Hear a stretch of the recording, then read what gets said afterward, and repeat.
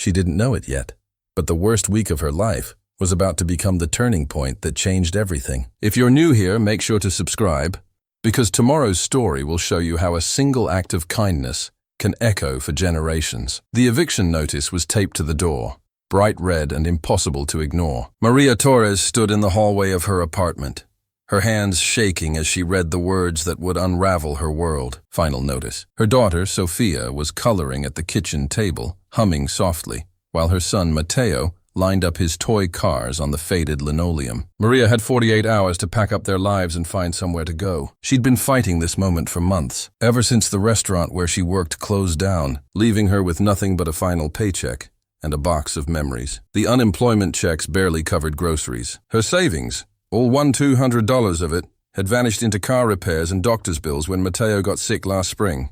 Now with winter coming and the rent overdue, Maria felt the weight of every sleepless night, every skipped meal, every silent prayer she'd whispered after the kids were asleep. "Mama, are we moving again?" Sophia's voice was small, but her eyes were wise beyond her 7 years. She wore her favorite yellow sweater, the one Maria had found at a thrift store for $2. It was too short in the sleeves, but Sofia refused to take it off. Maria knelt beside her, forcing a smile. "We might, mi amor, but wherever we go, we'll be together. That's what matters most, right?" Sofia nodded, but Maria saw the worry in her eyes. She was old enough to know what moving meant.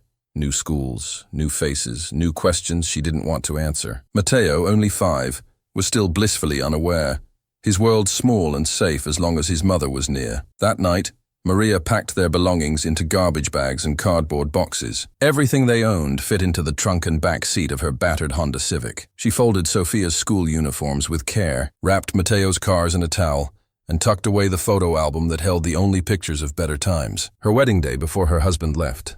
Sofia's first birthday. Mateo's first steps. Christmases when the world still felt full of promise. She found a letter tucked inside the album, written in her mother's careful script. "My dearest Maria, remember that you come from a long line of women who survived the impossible. When you feel like you can't go on, know that you are stronger than you think. Love, Mama." Maria pressed the letter to her heart, letting the tears fall silently. She wanted to believe her mother's words, but tonight, strength felt like a story she told her children to help them sleep. The next morning, Maria called every shelter, every charity, every friend she could think of. "I'm sorry, we're full. There's a waiting list. Try back next week." She tried her sister in Texas, but they hadn't spoken in years, not since the fight about Maria's ex. Her father was gone, her mother had passed, and her friends were all struggling themselves. By noon, Maria had made 32 calls and had nothing to show for it but a hoarse voice and a growing sense of panic. She made the day an adventure for the kids, taking them to the park, letting them play until the sun set. They ate peanut butter sandwiches for dinner, the last of the bread and the last of the peanut butter. Maria told them it was a picnic, spreading a blanket on the floor and pretending it was a game. Sofia played along, but Maria saw the sadness in her eyes.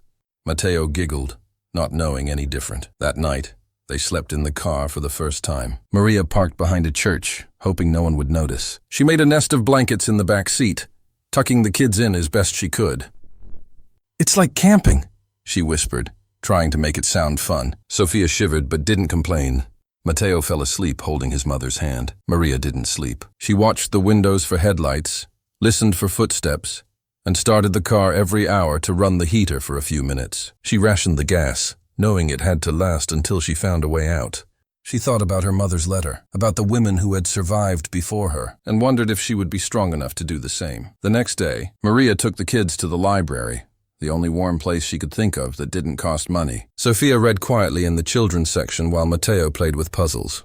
Maria used the computer to search for jobs, shelters, anything, but every door seemed closed, every option out of reach. By the third night, the food was gone. Maria gave the last apple to the kids, telling them she wasn't hungry. Her stomach ached, but she smiled through it. "We'll eat tomorrow," she promised, not knowing if it was true. That evening, as she sat in the car, watching her children sleep, Maria felt something break inside her. She had done everything right, worked hard, loved fiercely, sacrificed without complaint, and still it wasn't enough. She whispered a prayer into the darkness, asking for a miracle, for a sign that things would get better. She didn't know that just 20 miles away, a letter sat in a lawyer's office waiting for her. A letter that would change everything.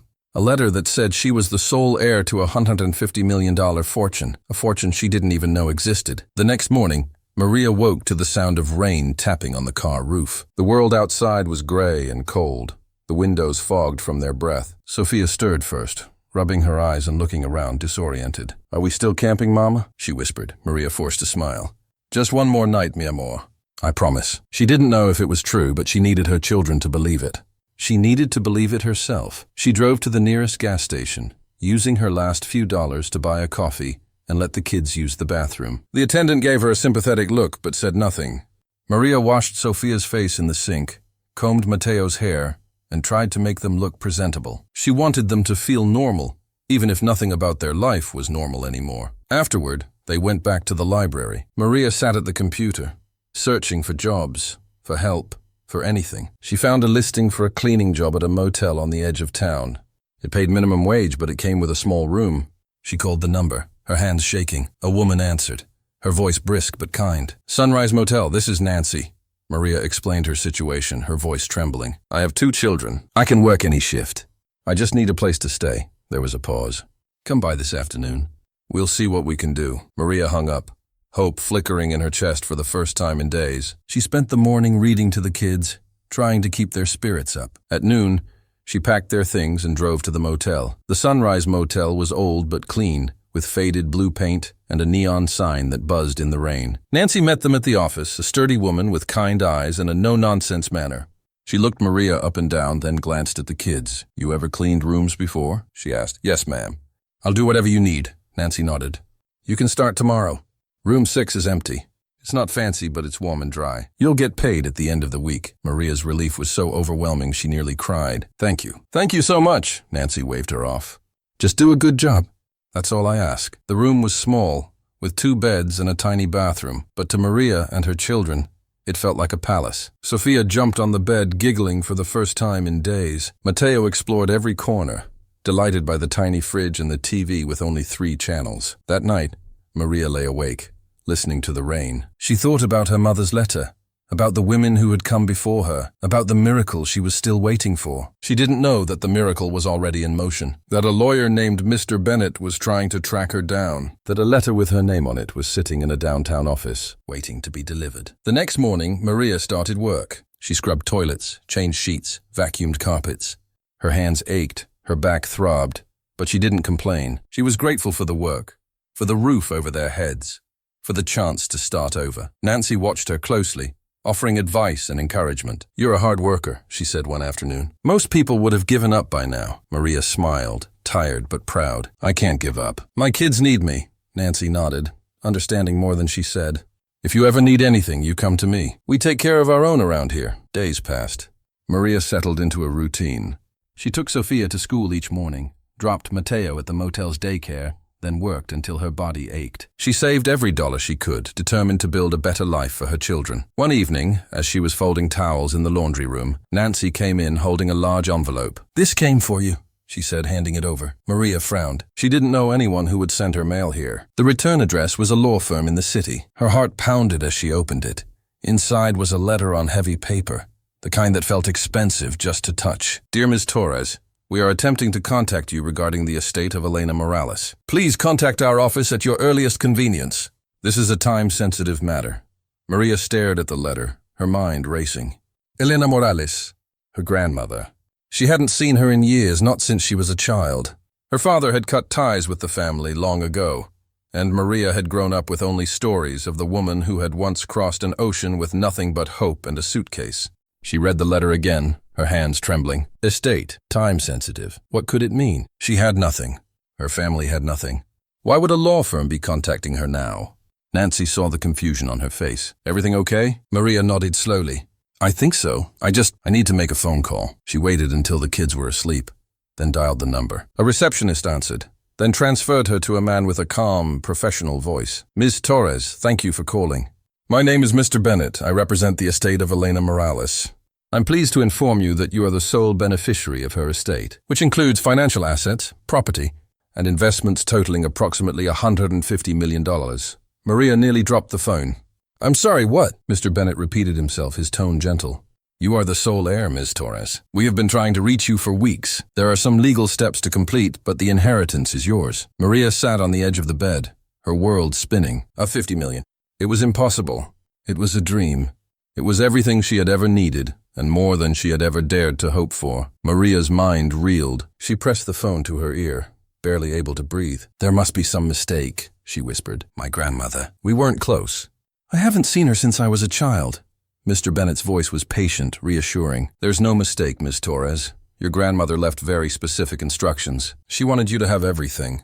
The will is clear. You are the sole beneficiary. I understand this is overwhelming, but I assure you, it's real." Maria's hands shook as she tried to process the words. She thought of the nights spent in the car, the hunger, the fear, the endless struggle. She thought of Sofia and Matteo, sleeping peacefully for the first time in weeks. Could it really be over? Could everything change with a single phone call? "What do I have to do?" she asked, her voice barely above a whisper. "There are some documents you'll need to sign, and we'll need to verify your identity in person. If you can come to our office in the city, we can begin the process. I know transportation may be an issue, so we can arrange for a car service if needed." Maria nodded, even though he couldn't see her. I'll find a way. Thank you. Thank you so much." After she hung up, Maria sat in stunned silence. She stared at the letter, reading it over and over, as if the words might change. 50 million. It was a number so large it didn't feel real. She tried to imagine what it would mean, never worrying about rent, never skipping meals, never telling her children they couldn't have something because there wasn't enough. She wanted to scream, to laugh, to cry. But mostly she felt numb. After so many years of struggle, hope felt dangerous.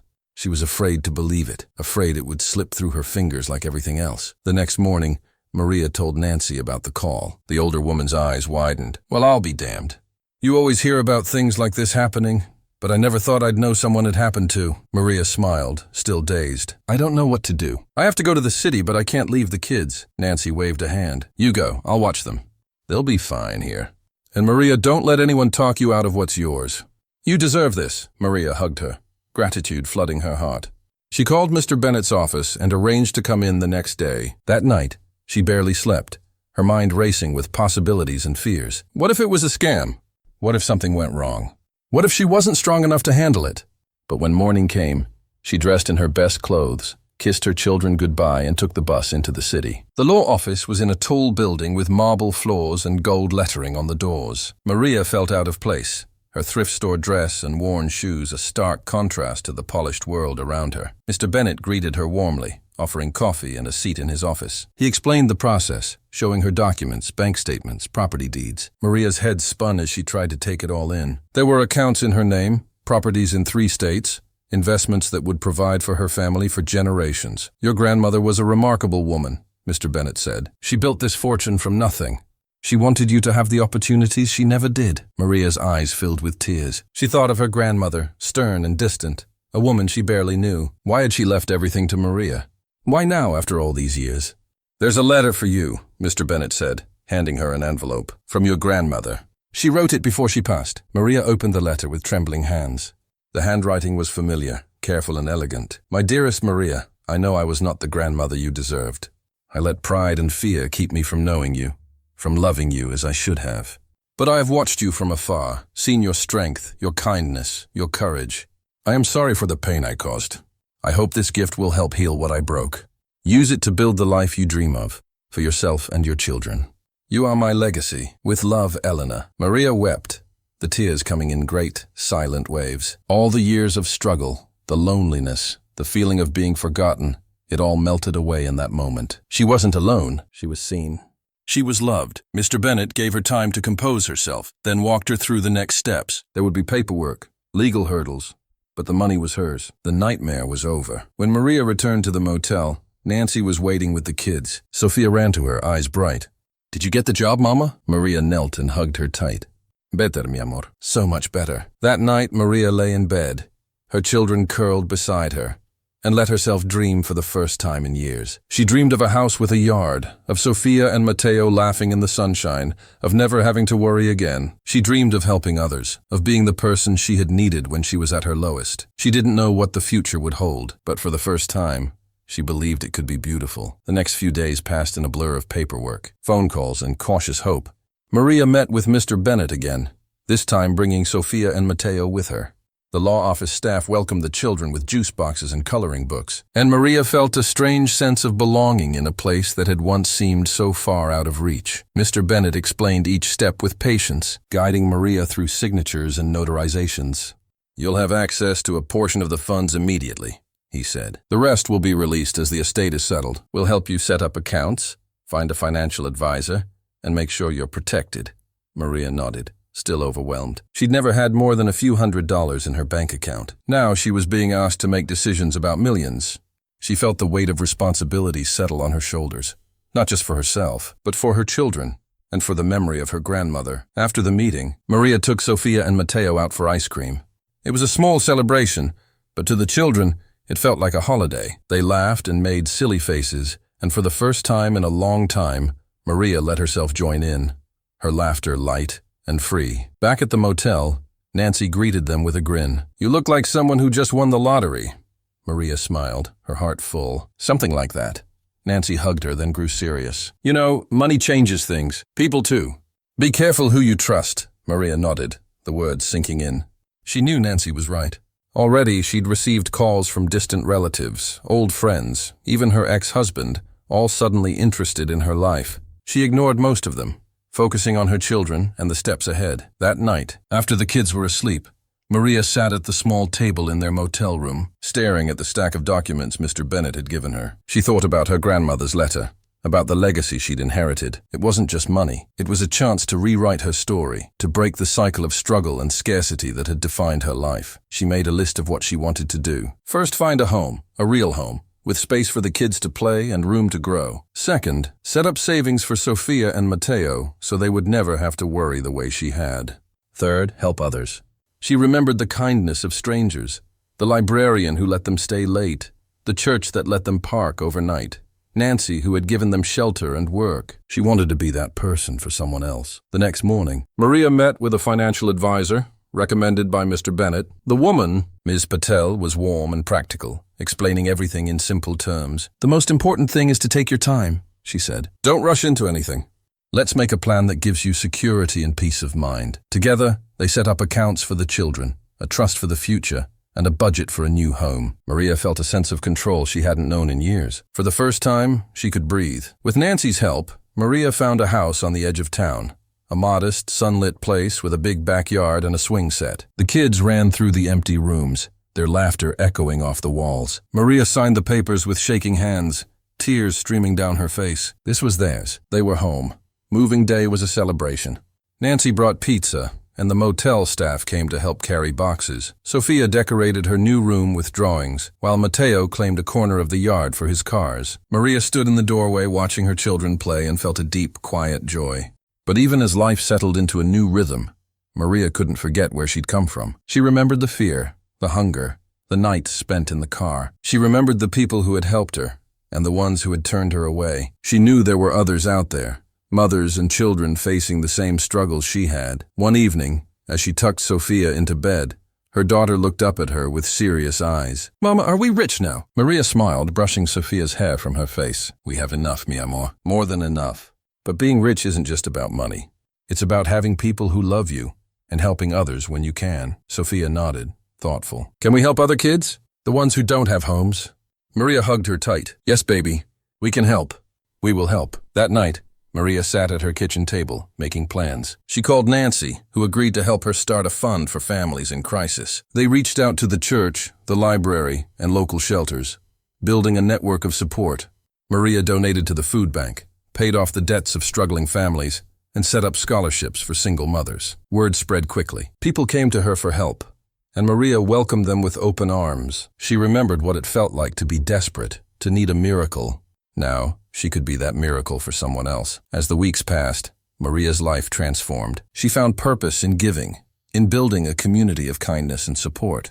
She watched her children thrive, safe and happy, and knew she had honored her grandmother's legacy. But she never forgot the nights in the car, the hunger, the fear. She kept her mother's letter in her wallet, a reminder of the strength that had carried her through. And every time she helped someone, she whispered a silent thank you. To her mother, to her grandmother, to the angels who had guided her home. Maria's new life blossomed in ways she never could have imagined. The house became a home, filled with laughter, warmth, and the smells of home-cooked meals. Sophia made friends at her new school, inviting them over for playdates in the backyard. Matteo, once shy and withdrawn, grew bold and adventurous, his giggles echoing through the halls. Maria watched her children thrive, and every day she gave thanks for the miracle that had found them. But with the blessings came new challenges. The news of her inheritance spread quickly, and soon Maria found herself the subject of gossip and curiosity. Old acquaintances reached out, some with genuine congratulations, others with outstretched hands and stories of sudden hardship. Maria tried to help where she could, but she learned to be cautious, to trust her instincts, and to lean on Nancy and Ms. Patel for advice. One afternoon, as Maria was volunteering at the local food bank, she met a young mother named Carla. Carla's story was painfully familiar: eviction, job loss, nights spent in her car with 2 small children. Maria listened, her heart aching with empathy. She arranged for Carla to stay at the Sunrise Motel, covered the cost herself, and connected her with resources for work and childcare. That evening, Maria sat with Nancy on the motel's porch, watching the sun set over the parking lot. "I wish I could do more," Maria confessed. "There are so many families like Carla. I want to help them all." Nancy patted her hand. "You're doing more than most. But you can't save everyone, Maria. Just do what you can, one person at a time." Maria nodded, but the desire to do more burned inside her. She began to dream bigger. What if there was a place where families in crisis could go, not just for a night, but for as long as they needed? A place with support, dignity, and hope, a bridge between despair and a new beginning. With Ms. Patel's help, Maria set up the Torres Family Foundation. She bought the Sunrise Motel from Nancy, who agreed to stay on as manager.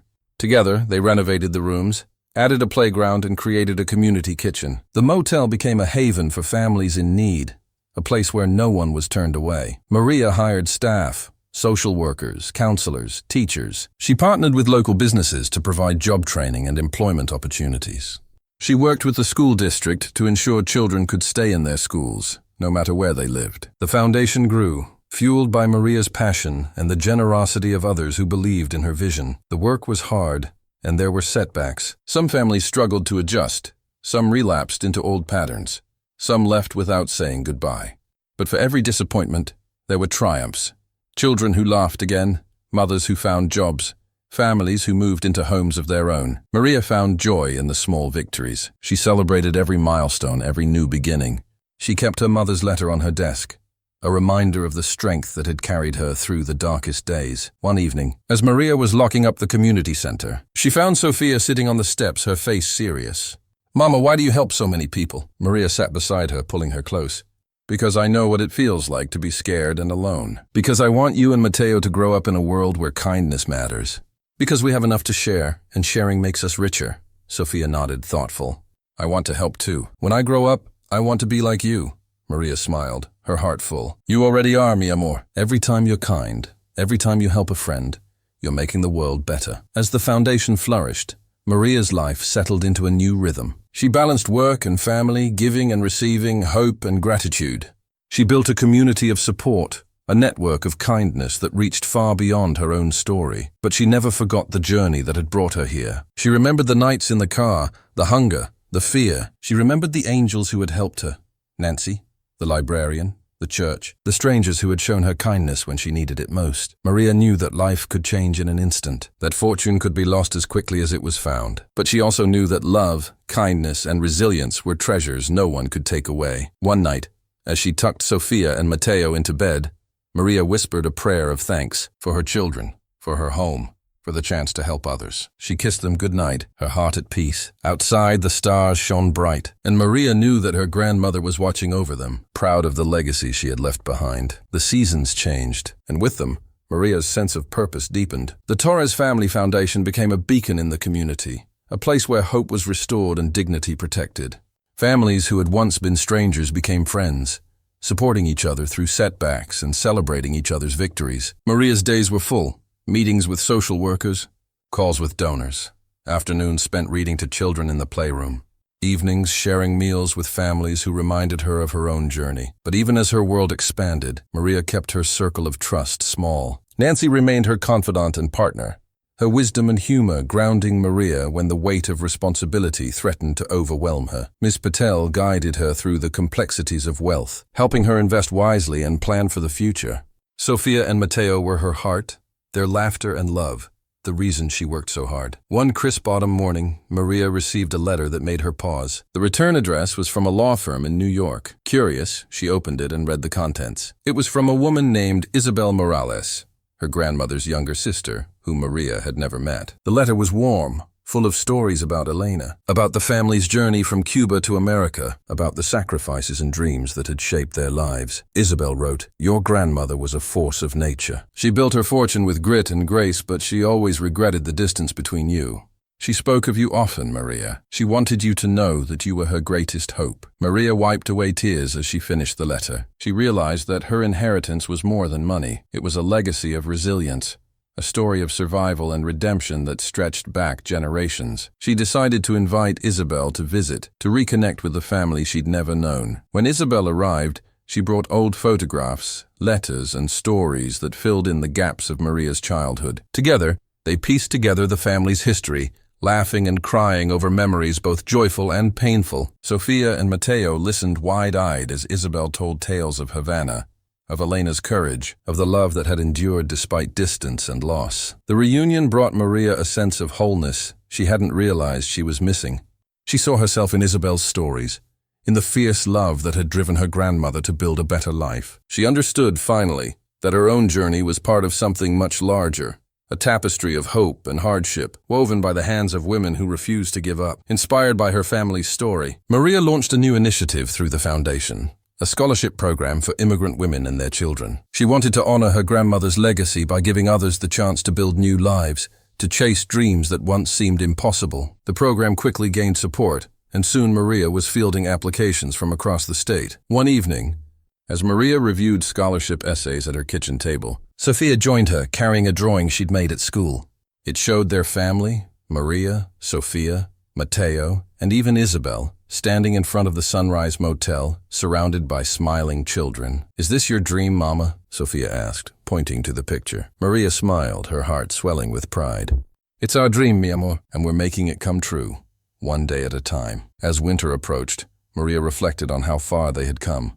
The fear and uncertainty of those nights in the car felt distant, but she never let herself forget. She kept a box of mementos in her closet. Her mother's letter, her grandmother's note, the eviction notice that had started it all. They were reminders of the journey, of the strength she had found, of the kindness that had saved her. The foundation continued to grow, touching more lives with each passing month. Maria spoke at conferences, sharing her story and encouraging others to believe in the power of community. She met with city leaders, advocating for policies that protected families in crisis. She mentored young women, teaching them to trust their instincts, to fight for their dreams, to never give up hope. But through it all, Maria remained humble. She knew that her fortune was a gift, a responsibility, a chance to make the world better. She used her voice to lift others, her resources to open doors, her heart to heal wounds. On the anniversary of the day she received her grandmother's letter, Maria hosted a celebration at the Sunrise Motel. Families gathered in the community room, sharing food and stories, laughter and tears. Maria stood before them, her children at her side, and spoke from the heart. "We are all survivors," she said.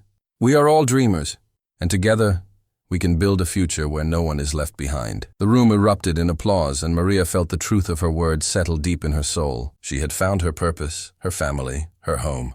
And she knew, without a doubt, that her grandmother was smiling down on them, proud of the legacy she had left behind. Maria's phone buzzed late one evening as she was finishing up paperwork in her home office. The number was unfamiliar, but something in her gut told her to answer. "Hello, this is Maria Torres." A man's voice, smooth and practiced, replied, "Ms. Torres, my name is Victor Delgado. I represent the Morales Family Trust. I believe we have some business to discuss." Maria's heart skipped. She'd thought all the legal matters were settled, but the mention of the trust made her wary. "I'm not sure what business you mean, Mr. Delgado. My attorney has handled everything with the estate." Victor's tone was polite, but insistent. "There are assets in Europe, properties and accounts your grandmother managed separately. The Trust's board would like to meet with you in person to discuss your options. We believe there are opportunities for you to expand your foundation's work internationally." Maria hesitated. The idea of traveling abroad was daunting, but the prospect of helping more families was tempting. "I'll need to speak with my advisor," she said. "And I don't travel without my children." "Of course," Victor replied smoothly. "We can arrange for your family's comfort and security. Please consider our invitation. I'll send the details by email." After the call, Maria immediately phoned Ms. Patel, who promised to look into the trust and vet Victor's credentials. Within a day, Ms. Patel confirmed that the Morales family trust was legitimate and that Maria's signature was needed to unlock several dormant accounts and finalize the transfer of 2 properties in Spain and Portugal. The next week was a whirlwind. Maria arranged for Nancy to oversee the foundation in her absence, and she prepared Sofia and Mateo for their first trip overseas. The children were excited, peppering her with questions about castles and beaches, while Maria's mind raced with logistics and possibilities. Their arrival in Madrid was met with a flurry of activity. Victor greeted them at the airport, accompanied by a translator and a security detail. He was younger than Maria expected, with sharp eyes and a quick smile. "Welcome to Spain, Ms. Torres. Your grandmother's legacy here is impressive. She invested in community housing and small businesses. Her vision was always to lift others as she climbed." Maria was taken to a stately old building in the heart of the city, where she met the trust's board. They were formal but respectful, eager to show her the projects Elena had started. Maria toured affordable housing complexes, a women's cooperative, and a school for immigrant children. Everywhere she went, people greeted her with warmth, sharing stories of Elena's generosity. One afternoon, as Maria walked through a bustling market, a woman approached her, holding a faded photograph. "You are Elena's granddaughter?" she asked in accented English. Maria nodded, and the woman pressed the photo into her hand. "Your grandmother helped my family when we had nothing. She paid for my son's surgery. Please take this. It is from the day he came home from the hospital." Maria looked at the photo, a smiling boy, his arm around Elena, both beaming. The gesture moved her deeply. She realized that her grandmother's reach had been even greater than she'd known. The trust's board offered Maria the chance to direct the European assets as she saw fit. She could sell the properties and use the funds for her foundation, or she could expand the projects Elena had started. After days of meetings and site visits, Maria made her decision. She would keep the properties and invest in expanding the cooperative and the school, creating a bridge between her work in the US and her grandmother's legacy in Europe. Before leaving Madrid, Maria hosted a dinner for the trust's board and the families who had benefited from Elena's generosity. She spoke in Spanish, her voice steady and clear. "My grandmother believed in second chances. She believed that when we lift each other, we all rise. I promise to honor her vision here and at home." The trip changed Maria. She returned to the US with new ideas, new partnerships, and a renewed sense of purpose. She began to develop exchange programs for students and families, connecting communities across continents. The foundation's work took on an international dimension, and Maria found herself fielding invitations to speak at conferences and collaborate with organizations she'd once only dreamed of meeting. But not all the changes were easy. The expansion brought new scrutiny, and with it, new challenges. A local reporter began digging into Maria's past, questioning how a woman who had once been homeless could now control such vast resources. Rumors swirled, and Maria found herself the subject of online gossip and even threats. One evening, as she was locking up the community center, she found a note taped to the door. "People like you don't deserve that kind of money. Watch your back." Maria's hands shook as she read the words. She reported the threat to the police, who promised to increase patrols. But the incident left her rattled. She doubled down on security, installed cameras, and made sure her children were never alone. Despite the fear, Maria refused to be intimidated. She met with the reporter, inviting her to tour the foundation and meet the families they served. She answered every question honestly, sharing her story and her vision. The resulting article was fair, even sympathetic, and public support for the foundation surged. Still, Maria knew she would always face skepticism and envy, but she also knew that her work mattered, that her grandmother's legacy was worth protecting, and that her children were watching her every move. As the year drew to a close, Maria stood on the porch of the Sunrise Motel, watching the lights twinkle in the winter dusk. Sofia and Mateo played nearby, their laughter a reminder of how far they had come. Maria felt a quiet strength settle in her chest. She was no longer just surviving.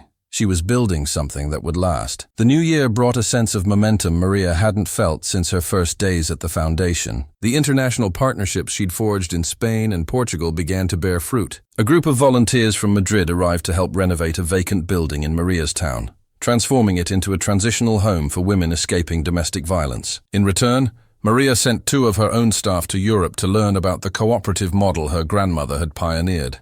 Sofia and Mateo thrived in this new world. Sofia, now fluent in Spanish, became a bridge between the local children and the visiting volunteers. She organized games, translated stories, and even helped teach a cooking class, her confidence growing with every new experience. Mateo, ever curious, followed the workers around with his toy toolbox, asking questions, and learning how to fix things. Maria's days were long and full. She met with city officials to secure permits, negotiated with contractors, and worked late into the night writing grant proposals. But she also made time for her children, insisting on family dinners and weekend hikes, determined to give them the stability she'd once only dreamed of. One afternoon, as Maria was reviewing blueprints in her office, Nancy burst in, her face flushed with excitement. "You need to see this," she said, thrusting a letter into Maria's hands. The letter was from a national foundation, announcing that Maria's organization had been selected for a major grant. The funds would allow them to expand their programs, hire more staff, and open a second transitional home in a neighboring city. Maria read the letter twice, hardly daring to believe it. She hugged Nancy, both women laughing and crying at the same time. The news spread quickly. Local media covered the story, and Maria found herself invited to speak at a statewide conference on poverty and homelessness. She was nervous, but Sophia encouraged her. "Just tell them what you always tell me, Mama. Tell them why you never gave up." At the conference, Maria stood before a packed auditorium. She spoke about her journey, about the nights spent in her car, about the angels who had helped her along the way. She talked about her grandmother's legacy, about the power of community, about the importance of giving people not just shelter, but hope. Her words resonated. After her speech, people lined up to thank her, to share their own stories, to offer support. Maria realized that her vulnerability was her greatest strength, that by sharing her pain, she gave others permission to do the same. But with success came new challenges. The foundation's rapid growth attracted attention from larger organizations, some of whom saw Maria's work as competition. A well-established nonprofit tried to poach her staff, offering higher salaries and bigger offices. Maria was hurt, but she understood. She met with her team, listened to their concerns, and promised to do everything she could to support them. She also faced pushback from some in the community, who resented the changes her foundation was bringing. A group of business owners complained that the new transitional home would lower property values. Maria attended town hall meetings, answering questions and addressing fears. She invited skeptics to tour the facility, to meet the families, to see the impact firsthand. Slowly, attitudes began to shift. One of the most vocal critics, a local grocer, became a supporter after Maria's team helped his niece escape an abusive relationship. He started donating food to the foundation, and soon other businesses followed his lead. Through it all, Maria leaned on her support system. Nancy remained her rock, offering advice and encouragement. Ms. Patel helped her navigate the complexities of managing a growing organization. Isabel, her great-aunt, became a regular presence, sharing stories and wisdom from a lifetime of resilience. One evening, as Maria walked through the nearly finished transitional home, she found Sophia sitting in the common room reading to a group of younger children. The room was filled with laughter and light, the walls decorated with drawings and photographs. Maria felt a surge of pride and gratitude. This was what her grandmother had dreamed of, a place where families could heal, where children could feel safe, where hope could take root. But Maria knew there was still work to be done. The waiting list for the Foundation's programs grew longer every week. She received letters from families across the state, desperate for help. Maria spent sleepless nights trying to find solutions, to stretch resources, to make room for one more family, one more child. She also began to think about the future. What would happen when her children were grown? Who would carry on the work she had started? Maria started mentoring a group of young women from the community, teaching them about leadership, about compassion, about the power of persistence. One of her mentees, a shy teenager named Jasmine, showed particular promise. Jasmine had grown up in the shelter system, but she was determined to break the cycle. Maria encouraged her to apply for college, helped her with applications, and celebrated when Jasmine received a full scholarship to a nearby university. The night before Jasmine left for school, she stopped by Maria's house. "You changed my life," she said, hugging Maria tightly. "I want to do what you do. I want to help people." Maria smiled, tears in her eyes.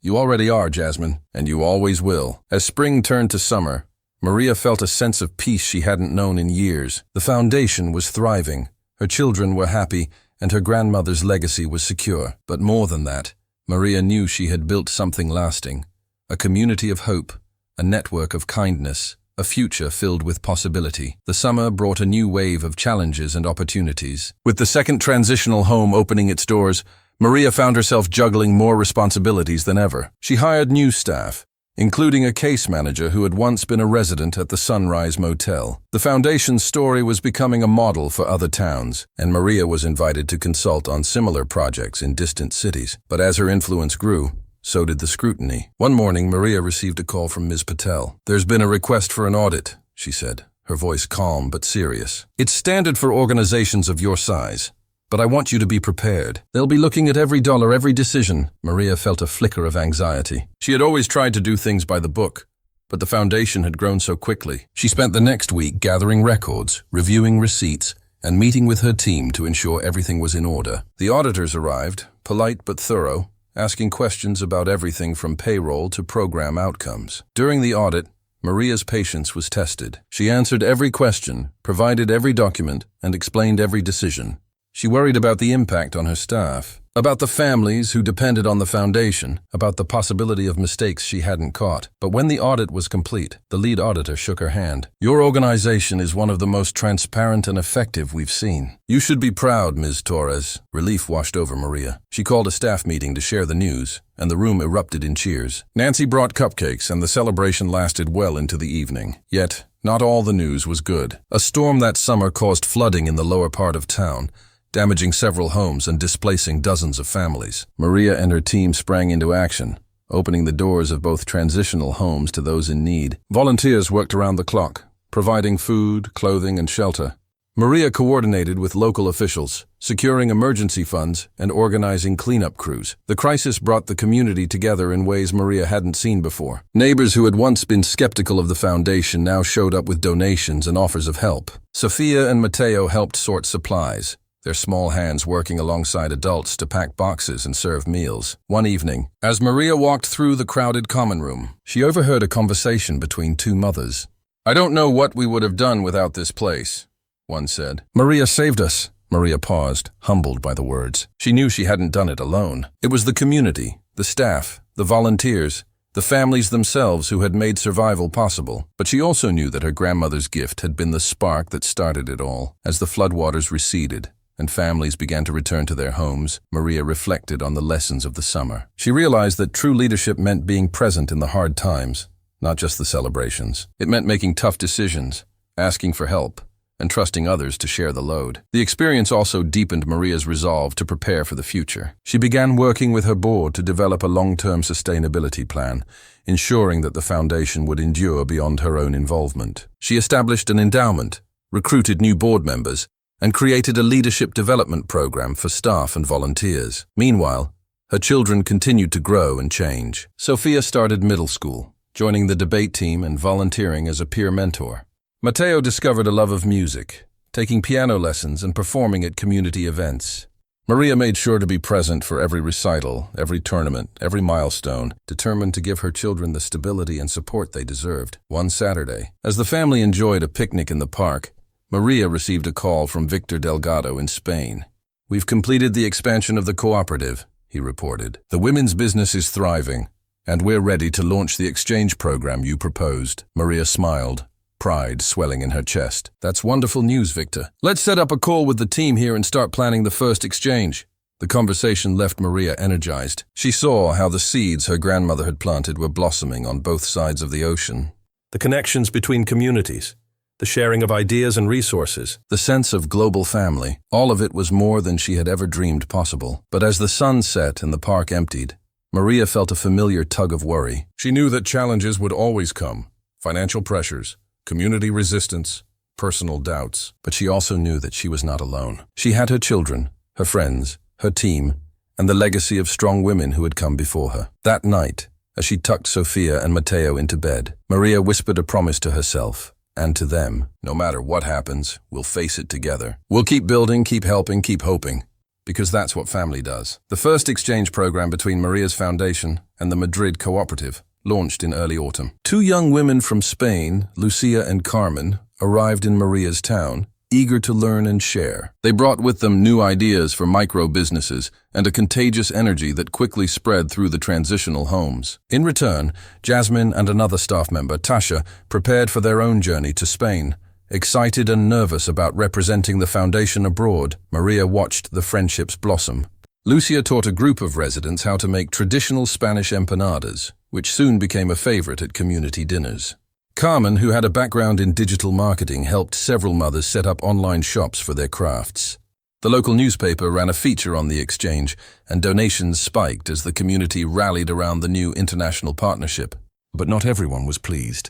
At a city council meeting, a small but vocal group of residents questioned the foundation's focus on outsiders. One man stood up and demanded, "Why are we spending resources on people from other countries when our own citizens still need help?" Maria stood to respond, her voice steady. "We're not taking away from anyone. We're building bridges, sharing knowledge, creating jobs, and bringing new opportunities to our town. When we help each other, we all benefit." The debate grew heated, but Maria's supporters spoke up, sharing stories of how the foundation had changed their lives. The council ultimately voted to continue supporting the exchange, but Maria left the meeting with a sense of unease. She realized that as her work grew, so did the need to communicate her vision clearly and to listen to concerns, even when they were hard to hear. Meanwhile, a new challenge emerged. The foundation's accountant, Mr. Green, discovered irregularities in the financial reports from the second transitional home.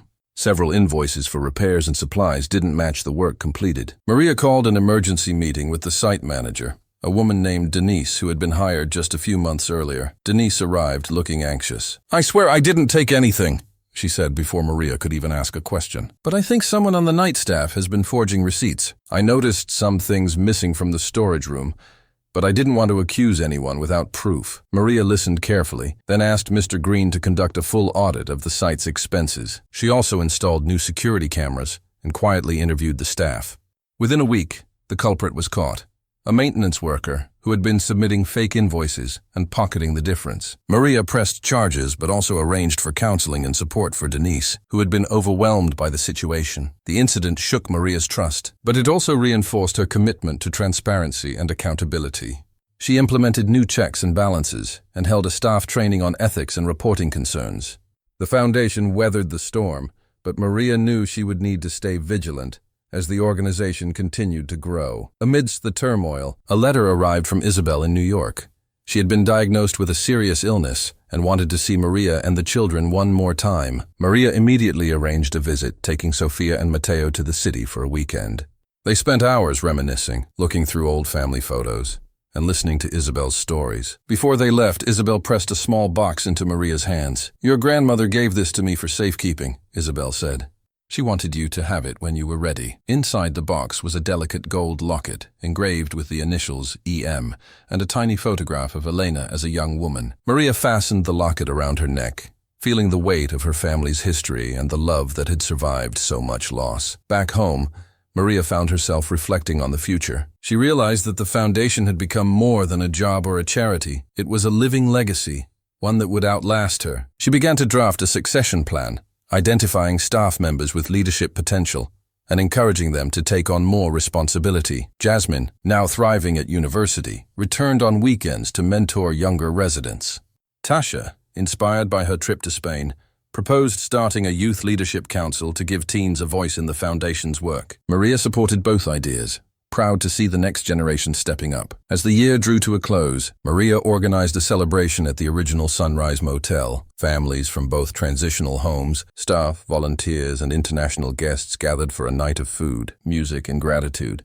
Lucia and Carmen led a dance, while Sofia and Mateo performed a song they had written about hope and home. During the festivities, Maria received a text from Victor in Madrid. "We've just secured funding for a third cooperative. Your grandmother would be so proud." Maria smiled, her heart full. She knew there would always be new challenges, but she also knew she was not alone. The foundation was strong, the community united, and the future bright with possibility. Winter arrived with a sudden cold snap, and the foundation's transitional homes filled to capacity. Maria and her team worked around the clock to ensure no family was left out in the cold. They set up cots in the community center, coordinated with local churches for overflow shelter, and organized a winter clothing drive that brought in hundreds of coats, boots, and blankets. The need was greater than ever, but so was the outpouring of support. One evening, as Maria was sorting donations, she received a call from the mayor's office. The city had been awarded a federal grant to address homelessness, and the mayor wanted Maria's input on how to allocate the funds. Maria was honored, but also wary. She knew that government money came with strings attached, and she wanted to make sure the foundation's values weren't compromised. At the first planning meeting, Maria found herself at a table with city officials, business leaders, and representatives from other nonprofits. The discussion quickly turned to numbers.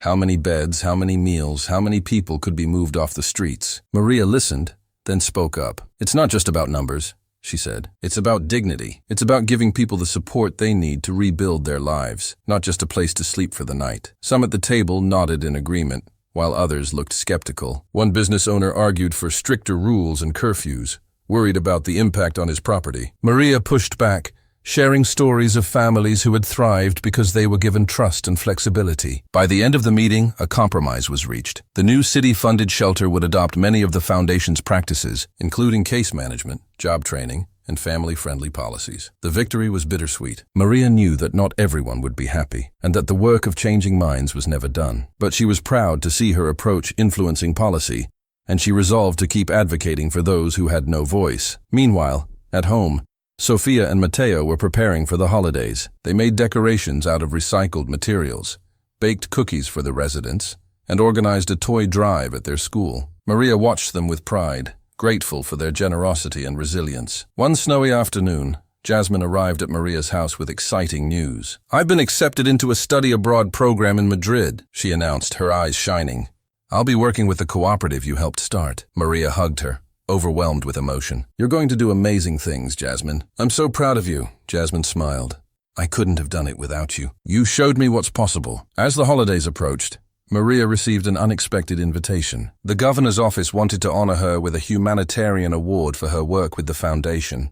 The ceremony would be held at the state capitol, and Maria was asked to give a short speech. The night of the event, Maria stood backstage, nerves fluttering in her stomach. She thought of her grandmother, her mother, Isabel, and all the women who had shaped her journey. When her name was called, she walked onto the stage, the applause washing over her. In her speech, Maria spoke of her family's journey, of the nights spent in her car, of the kindness of strangers. She spoke of the power of community, of the importance of hope, of the responsibility that came with privilege.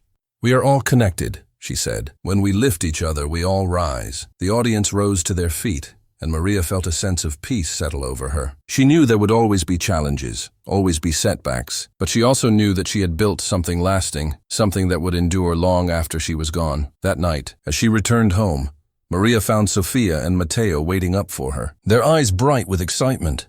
"Did you win, Mama?" Matteo asked. Maria smiled, pulling them close. "We all did, Carino. We all did." The new year dawned with a sense of anticipation. Maria's foundation was now recognized as a leader in innovative approaches to family homelessness, and her calendar filled with invitations to speak at conferences and collaborate on new projects.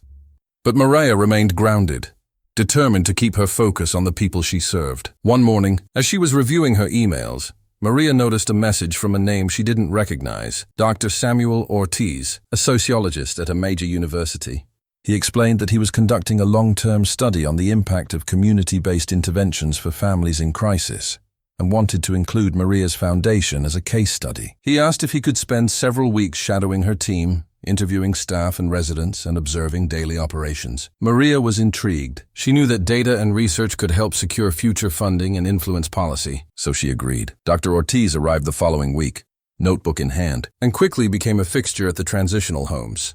He was quiet and respectful, asking thoughtful questions and listening more than he spoke. As the days passed, Maria noticed the effect Dr. Ortiz's presence had on her team. Staff members reflected on their work with renewed purpose, and residents shared their stories with pride. Dr. Ortiz was particularly moved by the story of Carla, the young mother Maria had helped months before. Carla had since found a job, moved into her own apartment, and returned to the foundation as a volunteer, eager to give back. One afternoon, Dr. Ortiz sat down with Maria in her office. "What you've built here is remarkable," he said. "But I'm curious, what keeps you going? After all you've accomplished, why do you still work so hard?" Maria thought for a moment. "Because there's always someone else who needs help. Because I remember what it felt like to have nowhere to turn. And because I want my children to grow up in a world where kindness is the rule, not the exception." Dr. Ortiz nodded, jotting down notes. "I think your story will inspire a lot of people." As winter turned to spring, the foundation launched a new initiative, a mobile outreach van that brought food, clothing, and resources directly to families living in motels, cars, and campgrounds. The van was staffed by former residents, who knew firsthand how to build trust and offer support. The program quickly became a lifeline for dozens of families who had fallen through the cracks of the traditional shelter system. Maria rode along on the van's first run, visiting a cluster of cars parked behind a grocery store. She recognized the fear and shame in the parents' eyes, the exhaustion in their voices. She knelt beside a little girl, offering her a warm coat and a stuffed animal. The girl's face lit up, and Maria felt a familiar ache in her chest, a mix of sorrow for the suffering and gratitude for the chance to help. Back at the foundation, Dr. Ortiz compiled his findings. He presented them at a community meeting, highlighting the foundation's success in helping families achieve long-term stability. The key, he said, is not just providing shelter, but building relationships. Maria and her team treat every person with dignity and respect. That's what makes the difference. The report brought new attention to the foundation. Donations increased, and several local businesses offered to sponsor the outreach van. Maria used the funds to expand the program, adding a second van and hiring more staff. But with growth came new challenges. The waiting list for transitional housing grew longer, and Maria struggled to keep up with the demand. She met with her board, brainstorming ways to increase capacity without sacrificing quality. They decided to purchase an old apartment building on the edge of town, planning to renovate it into affordable family housing. The project was ambitious, and Maria knew it would stretch their resources, but she was determined to move forward. She launched a fundraising campaign, reaching out to donors, grant makers, and community partners. Sofia and Mateo helped by making a video about the foundation's work, which quickly went viral and brought in donations from across the country. As construction began, Maria spent long hours at the site, overseeing renovations and meeting with contractors. She made sure the building would have a playground, a community kitchen, and a resource center for job training and counseling. She wanted it to be more than just a place to live. She wanted it to be a place where families could heal and thrive. One evening, as she walked through the half-finished building, Maria paused in what would become the community room.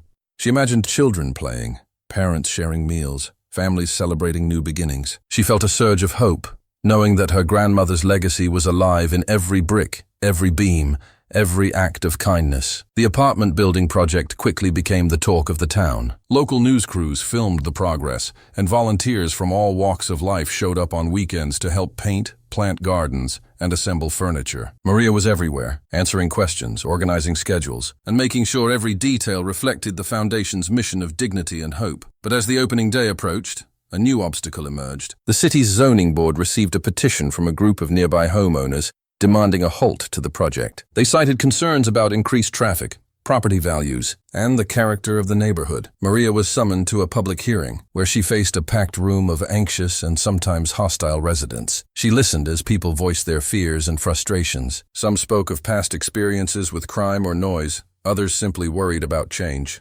Maria waited patiently, taking notes and making eye contact with each speaker. When it was her turn, she stood at the podium, her voice steady. "I understand your concerns," she began. "But I also know what it's like to be on the other side of that door, hoping someone will give you a chance. This building isn't just about shelter. It's about community. It's about giving families a safe place to rebuild, so they can become the kind of neighbors you want to have." She shared stories of families who had gone from homelessness to home ownership, of children who had excelled in school after finding stability, of volunteers who had found purpose in helping others.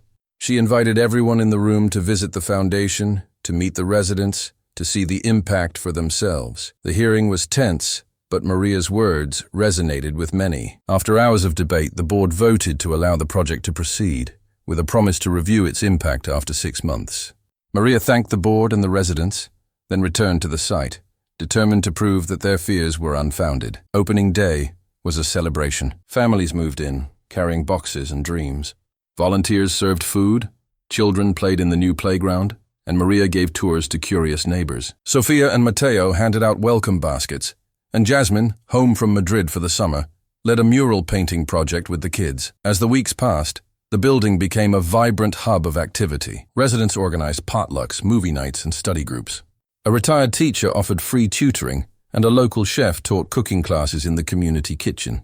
The garden flourished, tended by families who had once relied on food banks. But Maria knew the real test would come with time. She checked in regularly with the residents, listening to their concerns and celebrating their successes. She worked closely with the staff to address conflicts and support families through setbacks. She also kept her promise to the zoning board, submitting monthly reports and inviting board members to visit. One afternoon, Maria received a letter from one of the homeowners who had opposed the project. The woman wrote, "I was wrong. I see now that this building has brought life and hope to our neighborhood.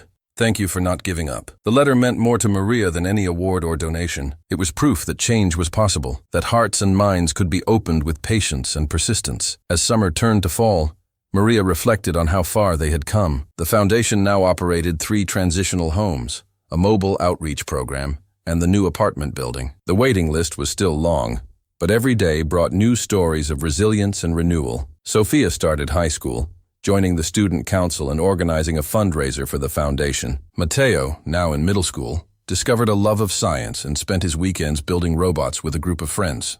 Maria made time for family dinners, hikes in the woods, and quiet evenings reading together. One evening, as the sun set over the apartment building, Maria stood on the rooftop garden, watching families gather below. She thought of her grandmother, of the letter that had changed everything, of the journey from homelessness to hope. She knew there would always be challenges, but she also knew that she was exactly where she was meant to be. Autumn brought a crispness to the air and a new sense of momentum to Maria's work. The apartment building's success became a model for other towns, and Maria was invited to consult on similar projects in neighboring counties. She traveled with Jasmine and Tasha, sharing their blueprint for community-driven housing and learning from others who were tackling homelessness in creative ways. Back home, the foundation's board met to discuss the next phase. Maria proposed expanding the mobile outreach program to rural areas, where families often went unseen and unsupported. The board agreed, and soon a second van was on the road, staffed by former residents who knew how to find and help those in need. Meanwhile, Maria's personal life took an unexpected turn. At a fundraising gala, she met Daniel, a journalist who had covered the foundation's story from its earliest days. They'd always shared a mutual respect, but as they worked together on a feature about the new apartment building, their friendship deepened. Daniel was thoughtful, funny, and genuinely interested in Maria's vision. He asked questions no one else did, and he listened to her answers with care. Their first official date was simple, a walk through the community garden, followed by coffee at a local cafe. Maria was nervous, but Daniel put her at ease. They talked about their childhoods, their dreams, and the challenges of balancing work and family. For the first time in years, Maria allowed herself to imagine a future that included love, not just responsibility. As their relationship blossomed, Maria was careful to keep her boundaries clear. She introduced Daniel to Sophia and Matteo slowly, making sure her children felt comfortable. To her relief, they liked him immediately. Sophia grilled him about his favorite books, while Matteo challenged him to a game of chess. Daniel fit into their lives with a gentle confidence, never trying to overshadow Maria's role as mother or leader. But not everyone welcomed the change. Some staff members worried that Maria's attention would be divided, and a few donors questioned whether her relationship with a journalist might create conflicts of interest. Maria addressed their concerns openly, reassuring her team that her commitment to the foundation remained unchanged. She also set clear boundaries with Daniel, agreeing that he would not cover the foundation in his reporting while they were together. As the holidays approached, Maria organized a community festival at the apartment building. Residents decorated the halls with handmade ornaments, and volunteers set up tables laden with food from every culture represented in the building. There was music, dancing, and a sense of belonging that Maria had always dreamed of creating. During the festival, Daniel pulled Maria aside and handed her a small wrapped box. Inside was a silver bracelet, engraved with the words, "For every door you've opened." Maria was touched, not just by the gift, but by the thought behind it. She realized that Daniel saw her, not just as a leader or a mother, but as a woman who had fought for every bit of happiness she now allowed herself to feel. That night, after the festival ended and the last guests had gone home, Maria sat on her porch with Sophia and Matteo. They sipped hot chocolate and watched the stars, talking about the year's changes and the adventures still to come. "Mama," Sophia said, "do you ever miss the old days before all of this?" Maria thought for a moment. "I miss some things, the quiet, the simplicity, but I wouldn't trade what we have now for anything. We've built something beautiful together," Matteo nodded, his eyes shining. "I like our life. I like helping people."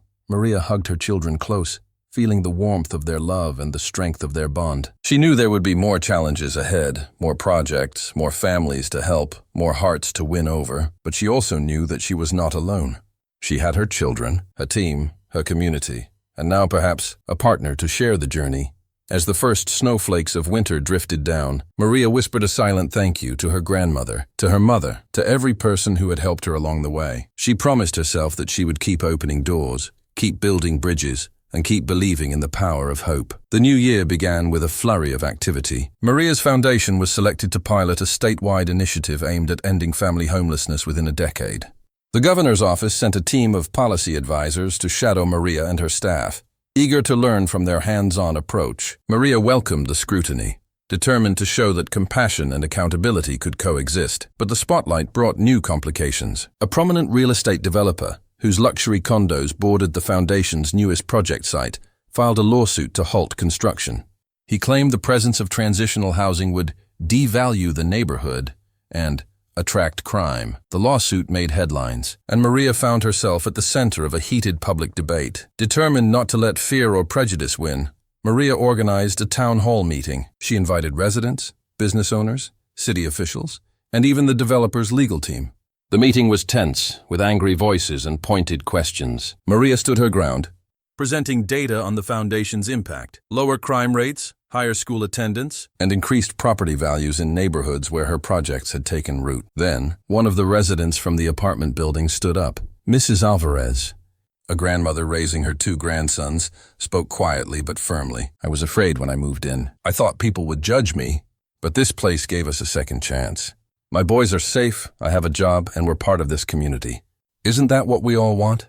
Her words shifted the mood. Other residents shared their stories, and by the end of the night, the room was filled with applause. The lawsuit was eventually dropped, and the developer, seeing the groundswell of support, offered to fund a community garden as a gesture of goodwill. Meanwhile, Maria faced a personal crossroads. Daniel was offered a prestigious fellowship in Washington, D.C., and asked Maria to consider moving with him. The idea of leaving the foundation, even temporarily, filled her with anxiety. She discussed it with Sofia and Mateo, who were torn, excited by the adventure, but reluctant to leave their friends and home. Maria spent sleepless nights weighing her options. She met with her board, who assured her that the foundation was strong enough to thrive in her absence. Jasmine and Tasha, now seasoned leaders, were ready to step up. After much soul-searching, Maria decided to spend the summer in D.C. with Daniel and the children, trusting her team to carry on the work she had started. The move was both exhilarating and bittersweet. In D.C., Maria found herself inspired by new ideas and energized by the city's pace.